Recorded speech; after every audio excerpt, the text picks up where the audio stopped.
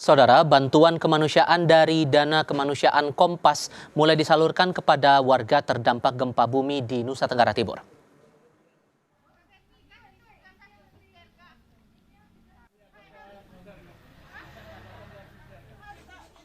Bantuan diberikan untuk memenuhi kebutuhan masyarakat yang hingga kini masih bertahan di lokasi pengungsian, baik pengungsian terpusat maupun pengungsian mandiri. Distribusi bantuan menyasar warga di Kabupaten Manggarai dan Manggarai Barat serta Manggarai Timur, khususnya mereka yang kehilangan tempat tinggal dan masih membutuhkan makanan serta perlengkapan untuk bertahan di tengah kondisi pasca gempa. Penyaluran diprioritaskan kepada warga terdampak gempa yang masih belum tersentuh bantuan.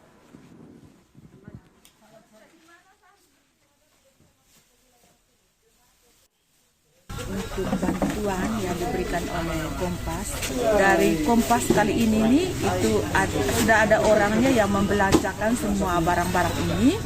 Tinggal saja mereka mendistribusikan ke posko SSPS dan SBD.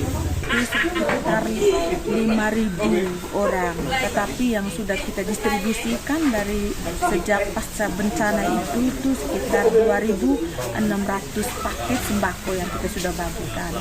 Tetapi itu pun juga masih sangat kurang, kita tidak bisa mencukupi semua apa yang mereka butuhkan. Saat ini mendekati pukul 8 malam waktu Indonesia Tengah. Bagaimana kemudian kondisi dari para pengungsi korban gempa di Nagekeo, Nusa Tenggara Timur pada malam hari ini? Dan apakah tenda pengungsian yang ditempati cukup untuk mereka beristirahat? Jurnalis Kompas TV Jona Hamonangan dan juru kamera Muhammad Andika Pratama siap dengan laporan langsungnya saat ini. Membayangkan malam ini, Jona, dengan kondisi serba terbatas, pengungsi dengan kondisi yang juga berkumpul dengan pengungsi yang lain di satu tenda yang sama. Sejauh mana Anda melihat kondisi kesehatan mereka? Apakah sudah ada laporan kelompok rentan, entah itu anak-anak ataupun lansia yang terkena penyakit tertentu di sana? Cerita lebih banyak dari sana, Jona. Jadi Pak, kalau saya bisa menggambarkan kondisi khususnya ibu-ibu, anak-anak maupun lansia ini jauh lebih baik kok dibandingkan dengan kemarin atau kemarin sebelumnya. Karena memang distribusi bantuan logistik ini sudah datang, baik mungkin yang datang dari udara atau dari darat. Saya cukup beruntung dapat kesempatan untuk bisa ikut menggunakan masker, bisa melihat bagaimana logistik didistribusikan dan melihat bagaimana kemampuan dari pasukan yang menerima ini langsung disebarkan atau didistribusikan, misalnya ada di tenda pengungsian di pusat ataupun tenda-tenda yang didirikan secara mandiri. Jadi memang ini sudah semakin baik, apalagi kalau kita lihat listrik juga sudah mulai masuk, sinyal juga sudah semakin baik. Tapi memang sinyal memang sedikit yang turun, kami sendiri juga menggunakan Starlink dalam rangka untuk memastikan bahwa sinyal kami stabil. Jadi bisa dipastikan distribusi khususnya untuk medis ataupun untuk ibu-ibu, anak-anak dan lansia ini sudah semakin baik dan optimal. Jadi terkait dengan adanya penyakit rentan, misalkan seperti diare, ini memang jadi satu tanya dan saja ini menjadi satu hal yang persoalan cukup penting. Namun tadi saya sempat berdiskusi atau bertanya kepada orang tua ataupun anak-anak mereka sendiri tidak ada yang pernah diare. Jadi ini sebuah catatan yang baik dan positif dan ini berusaha untuk dikembangkan agar ketika nanti sudah lewat mungkin nanti 1 minggu, 2 minggu mereka diharapkan sudah bisa kembali dan kondisi 2 minggu mereka diharapkan sudah bisa kembali dan kondisi sudah mulai aman. Tival. Kegiatan apa saja yang Anda cermati di sana untuk memastikan mereka secara psikologis tetap aman di tenda pengungsian ini, Jona? Ya, Tival, ini cukup menarik ya. Jadi posisi saya sekarang ini berada di Batalion Infanteri Teritorial Pembangunan 834 Wakangamene. Dan sekarang ini sedang diselenggarakan nonton bareng bersama pengungsi. Ini cukup menarik ya. Jadi para pengungsi ini mereka yang ada mengungsi secara terpusat dan ataupun mereka mengungsi mandiri ini dikumpul ke satu titik.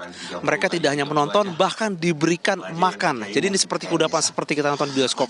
Pulangnya pun bahkan diberikan seperti sembako. Jadi sebuah catatan yang cukup penting dan ini menjadi penanda baik bagaimana Tentara Nasional Angkatan Darat ataupun dari Komandan Batalion mengumpulkan para pengungsi dan juga bisa berdiskusi ataupun ingin membahas apa yang mereka dibutuhkan. Nah, terkait dengan serunya nonton bareng yang digelar oleh Yonif TP 834 Wakangame ini, saya sudah bersama satu kakak-kakak pengungsi, yaitu dengan Kak Putri. Apa kabar Kak Putri? Alhamdulillah baik. Alhamdulillah ya.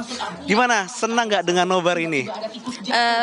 Pastinya senang banget. Jadi dengan adanya nobar ini, jadi para masyarakat itu nggak tegang-tegang amat dan adanya gempa gitu. Jadi dengan adanya nonton bareng ini, semuanya jadi rileks, jadi lupa dengan apa yang terjadi gitu. Jadi ngadain nobar ini nggak stres lah ya, bisa rileks nobar. Lagi pula kalau kita mungkin balik ke tenda, ada potensi gempa susulan, wah panik lagi. Dengan nobar nih senang lah ya, bisa kumpul-kumpul ya. Ya pastinya senang banget. Sebelum kita juga terima kasih kepada Yonif TP 834 Wakangamere yang telah menyediakan nobar ini. Apalagi ada fasilitas medis, kalaupun ada yang sakit mau diare dikasih obat lagi juga ya. Iya, apalagi sekarang itu masyarakat banyak terkena diare seperti batuk pilek. Dengan adanya ini juga dari masyarakat yang terkena penyakit gitu bisa langsung berobat di Wakangamere tersebut. Oke, terima kasih banyak Kakak Putri. Silakan menonton kembali. Ya, jadi seperti inilah Tifal kondisinya, masyarakat dikumpulkan dan mereka bisa nobar khususnya secara terkumpul di tempat ini. Tifal. Jona Hamonangan dan Muhammad Andika Pratama langsung dari Nagekeo, Nusa Tenggara Timur. Terima kasih.